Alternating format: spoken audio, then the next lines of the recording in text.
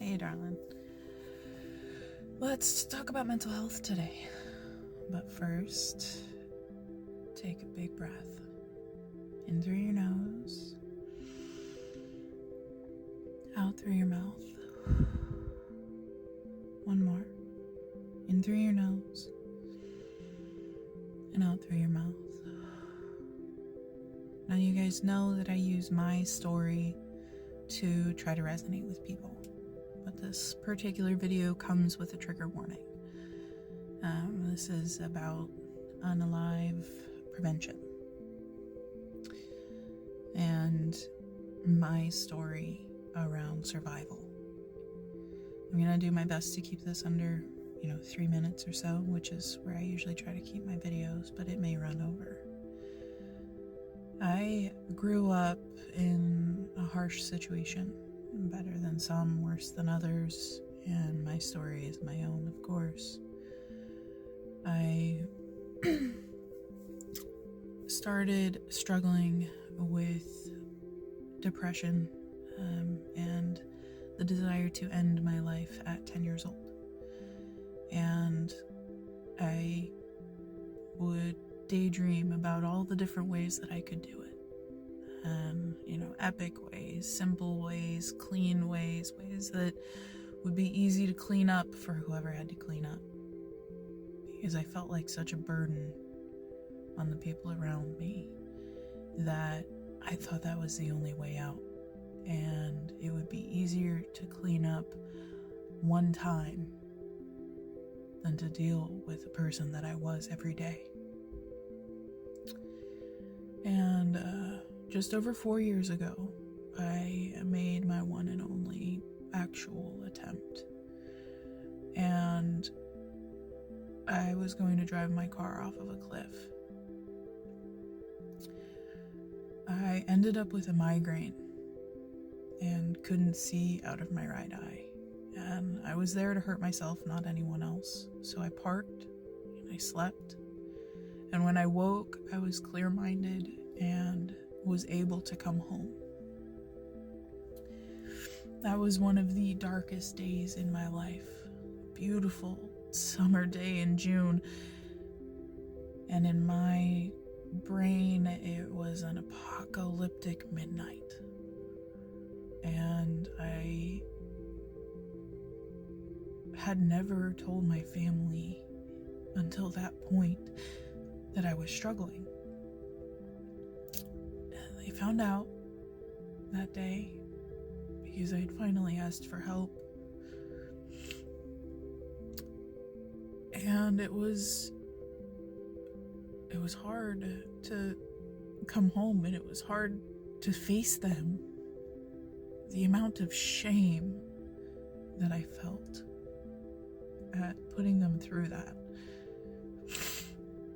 The guilt that I felt at worrying them and continuing to be a burden. At that point, that was the belief, right? And I survived, and I took it one day at a time, and I still take it one day at a time. And I started working on finding the tools that worked for me and the programs that worked for me. I went into therapy, and therapy didn't help me. So I looked for alternatives, and I found PSI seminars, and PSI seminars did. And in a year of practice and tools and experimentation and their programs, I have not had a thought like that in a year and a half. And now I am teaching whatever I can. As people come to me for help, I teach them whatever it is that I know to help them through it. And I hope that this message finds someone who needs it. Every day, I am grateful that I am still here. Every day, I work to love myself so that I can love others. And every day, I am grateful to have woken up that next morning. Because the people that I have helped since then wouldn't have gotten the help that I can provide. And the people that you love and that love you need you more than they realize and more than you could ever imagine. I know that it's hard. I know that you're tired. And that's okay. But the people around you can help. And if they can't, be around someone else. Find someone else. Because you're needed and you're loved.